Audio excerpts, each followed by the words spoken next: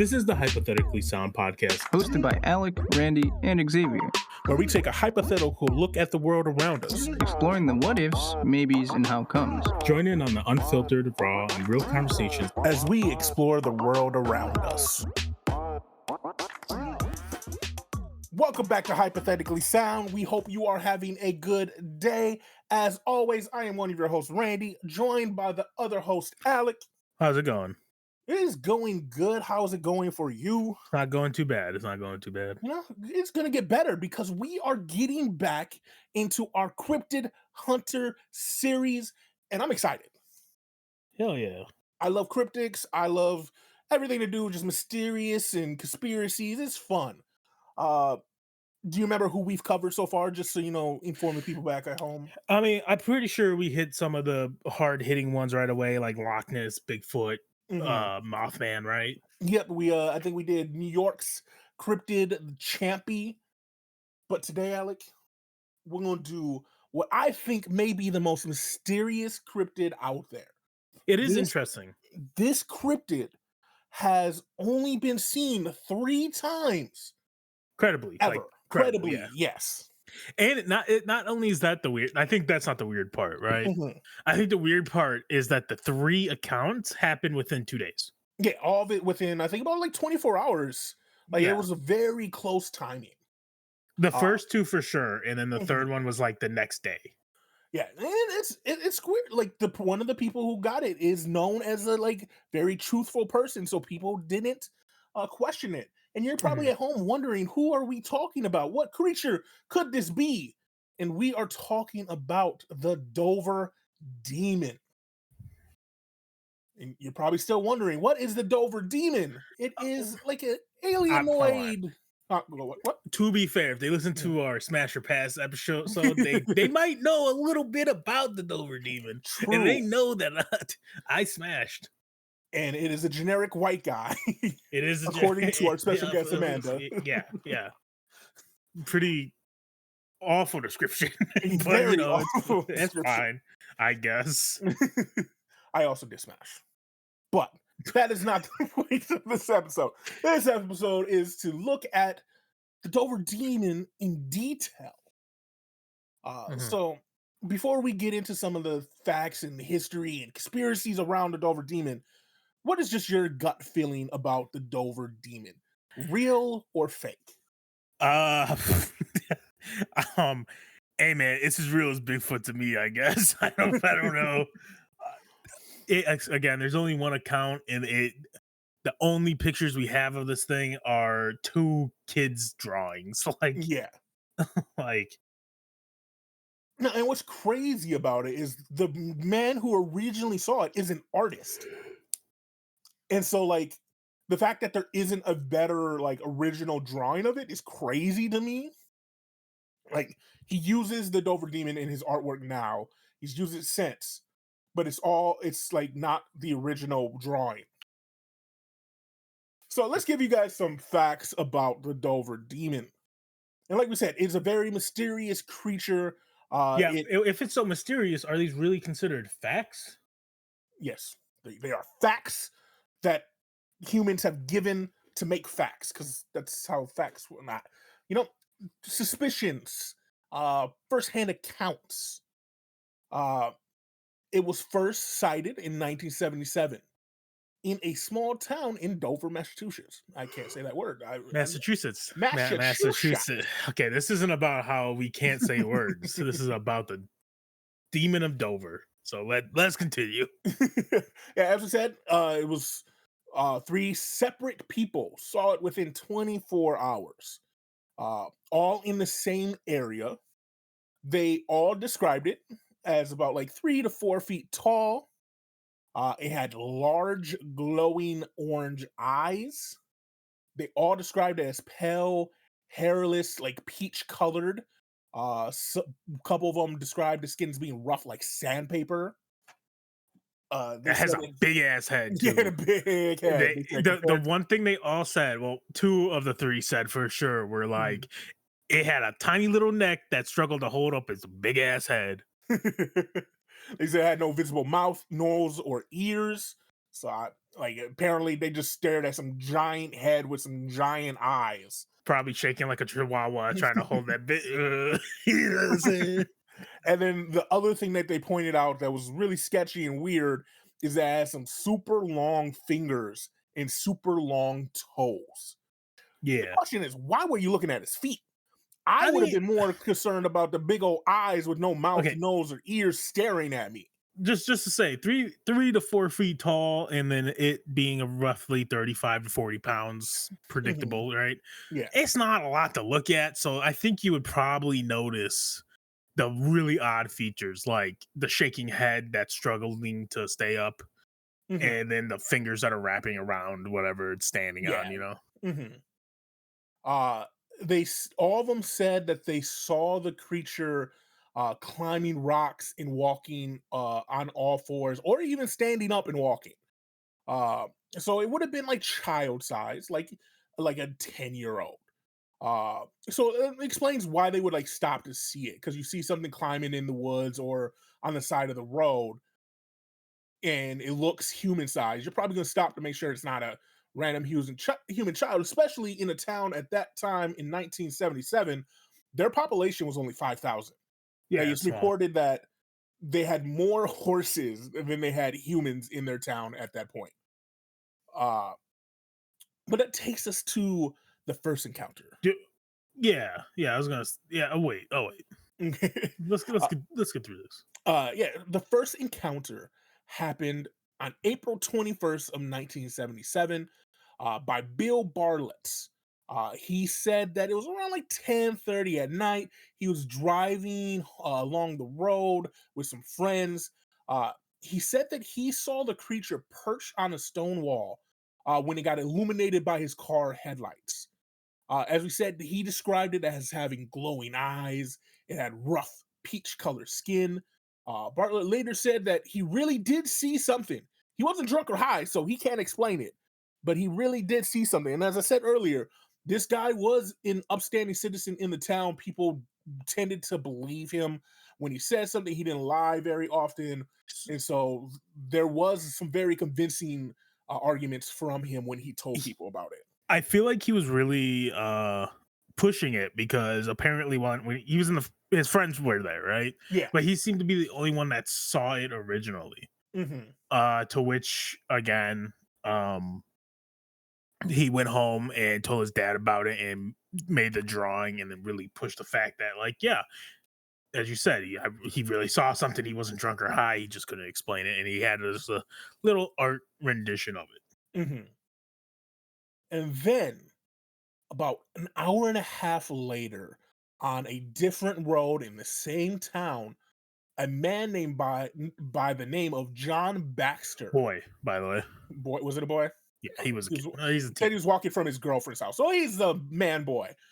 This man boy named John Baxter was walking home from his girlfriend's house when he saw a small figure in the distance. Mhm. He said as he approached it, it fled, and he followed it weirdly, because I ain't following anything into the Yeah, what woods. the fuck? Like, especially if it's a creature and you see it standing, or you're not, that's not a horse, that's not a dog, that's not a deer, but I'm gonna follow it into the woods. Uh he said that he followed it into a gully where he saw its silhouette standing near a tree, and then apparently he just turned around and left. Bro, okay. So when I was reading about his stuff online, Hmm. how it went was that he thought he was gonna get in trouble, so he had to head home. Yeah, so he's Hmm. bouncing from his girlfriend's house, obviously it's super late. And as he's like walking down the street, there's a street light, and he's approaching it, he sees a silhouette of what he thought was like a short person. Hmm. And they both slowed down and stopped, just standing there. And they had a good old fashioned Mexican standoff before this thing took off into the gully. And for some reason, once again, he chased it, right? And then it said that he went into the gully, thought he was alone until he noticed, like, due to your vision, like getting used to the dark, noticed the figure standing like next to a tree. And then, like, the moonlight got like peered through the woods and he saw it. And he was like, "Oh shit, did it just lure me here?" And then ran out. I mean, at least his brain kicked in at that point. No, at that point. But like, yeah, why would you follow a person into the woods? Like, Right? I'm not gonna lie, bro. I'm walking down the street, someone stands and stops before the street light, Mhm. and we're both doing this. Like, what the fuck is that? And it runs. I'm going back to my girlfriend's. The fuck you mean, Any dude? I'm direction, taking if the it's ass running away whooping. from me, if it's running towards me, if it just lays on the ground, if it does anything other than continuing its motion it did before we saw each other, yeah, I'm going the opposite way. Yeah, fuck that. I'm going back to my girl's house. I'm gonna make that ass whooping worth it. You know what I'm saying? By living. Right? Like, Like, that's nah. just wild. Yeah, it's crazy. And this comes to the next wild part of this whole like 3 encounters in 24 hours. The next one actually happened another hour and a half later. Um, or it might be it's 12:30 a.m. It was about noon. 30 minutes. Okay. So yeah, another 30 minutes later. I never remember if AM and PM is noon. I forget. Um a pair of people, Will Tainter, Tainter and Sorry Abby if your last name's Tainter. and Abby Barnham uh were together and they spotted the creature sitting on all fours near a bridge. Abby described it as having glowing eyes in a humanoid shape, but not unlike anything she had ever seen. And this is the 70s before the internet, so that's not saying much. In a small town too, right? In a small town that had more horses than humans. So When all you know is horse, cat seem like monster. Going back to John Baxter. By the way, he did also draw a picture of what he saw that night, and it Did it? was very similar to Bill Bartlett's. Mhm. So And this is why I tend more to believe things that happen in the 50s, 60s, 70s. Don't get me wrong, people are just as crazy as they were. They're just as crazy then as they are now. But there's so many easier ways to disprove things nowadays. And there's so many reasons to fake things like these nowadays. Like, look at all the mhm. Bigfoot sightings. Back then, what was the point of doing this? Like, get your name in the newspaper, maybe? Yeah, I mean, quite literally, yeah. It's just like the thrill of it seemed a little less like a reason to do it, especially if you're not making money off of it. Mhm. Uh, but yeah, like it's strange. 3 people see it all within like 3 hours of each other in different areas. They all describe seeing similar identifying markers on this creature. Uh, so it's good. And there's a bunch of theories about what it could be. And I have obviously, I have one. what's yours? Super We'll quick. start with yours. I was gonna bring this up earlier. This is where I said, wait. It's a small ass town. How do we know these people who are around probably the same age didn't Mhm. get together and try to collude True. True. to get in? Because this is during the time like Bigfoot was Yeah. making national papers and stuff. Why not, right? Hmm. No, and that makes sense. I think that is a very plausible uh thing of what it could have been. Another huge theory that is I think is a prevailing one is that it was just a horse's baby or a moose baby. Like I've said multiple times, they had more horses, more mooses than humans in that But town. but the fingers, Randy, they described them as grabbing things. True, and that's why that one, like a lot of while it's still the popular theory, it is also the easiest one to debunk. Mhm. I think my personal theory is it was an alien. They saw an extraterrestrial alien that maybe crashed, or maybe that just wanted to mess with people. Uh, and because it sounds more like alien is described as more like alien than it does like a horse's baby or anything else to me. The pictures that are everywhere looks like an alien. For example, if you've ever watched American Dad, the It alien in does look like American Roger. Dad Yeah, looks like the Dover Demon. it does. Um, I think it's weird because one of the people who coined it and was like doing that noticed that all these sightings apparently took place by a natural water source. Mm-hmm. And so the guy was like, oh, maybe it was just trying to stay close to its habitat, and that's why it happened all within a proximity of a small area, right? Yeah. Um, I don't know. I think that's kind of cool. But Mm-hmm. I think it would be like, if anything, it would be like an alien. Yeah. Some people think it has a connection to like Native American lore. Mm-hmm. The The Pukwudgie. Pukawudgies. Yeah. I mispronounced that. I butchered that. If you ever do a video on them, or pod, I'll make sure to get it Mhm. right. I couldn't find something to like say it for me so I could hear it. Because I was literally just looking for it because I was gonna bring it up. But it is a small humanoid creature from Native American folklore. They're said to be tricksters, sometimes mischievous. I didn't say that word either, right? Oh my god, people are gonna listen to this and think we can't talk. We I can't. can't talk. We can't. But yeah, it's just they see it as a trickster, which would make a little more sense to what these people saw, especially the one that Yeah, John imagine. Blackspear. I got you in the woods, you fucking idiot. Like, And then when the ghosts come.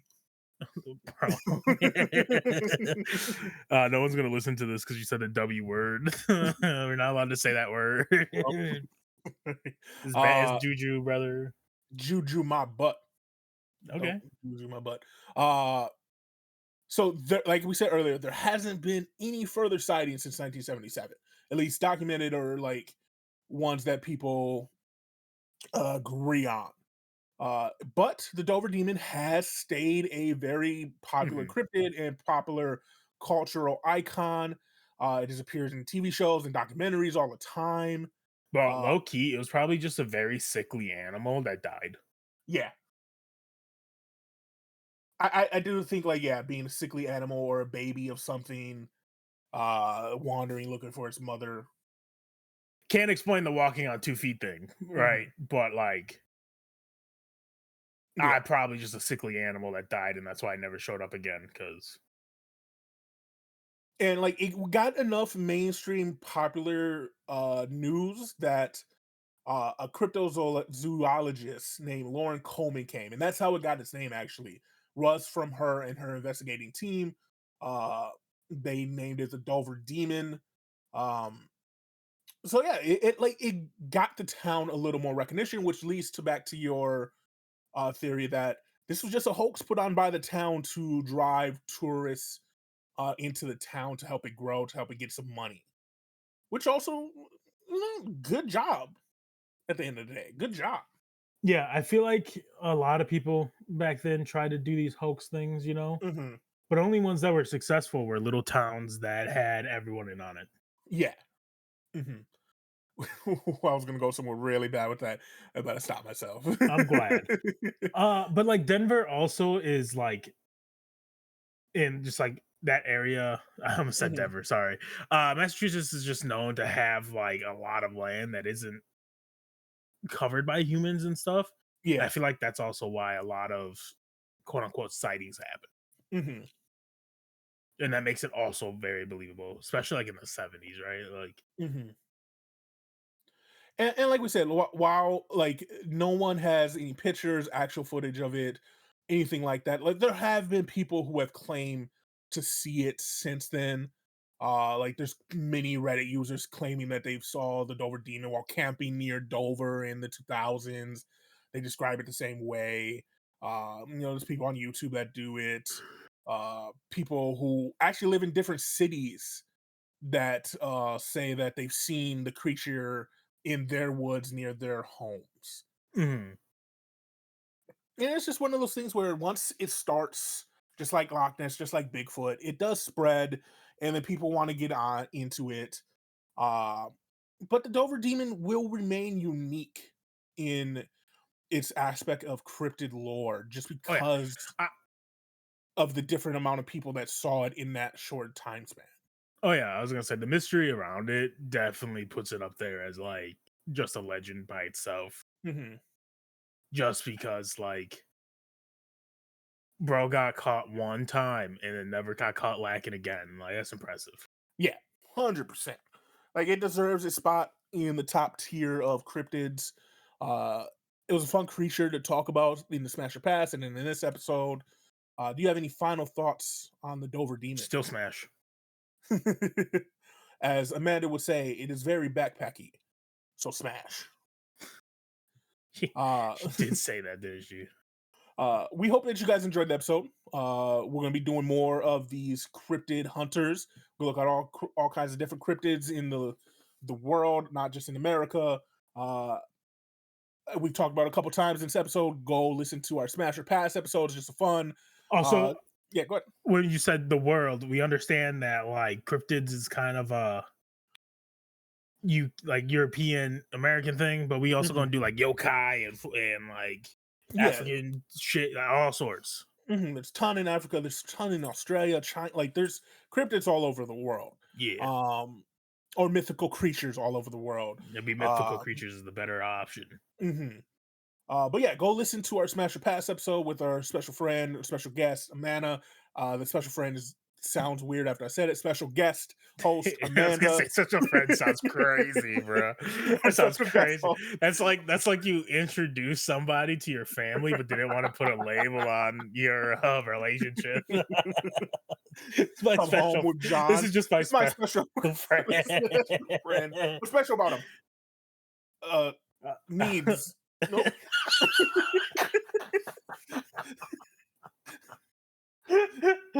Yeah, real and factual. It's happened before. That's crazy. But yeah, go listen to that. Tell us how you like it. Give us other cryptids that you want to see us smash or pass on, because there will be more of those episodes as well. But it is time for Alec to give his shout out of the day. Be honest, I wasn't prepared for a shout out today. But if I have to, too late. If I have to, shout out to anyone else who'd fuck the alien creature. We on the same wavelength, brother. Right? Or woman. It don't matter. We on the same wavelength. Or we locked in. If you don't identify with either of those,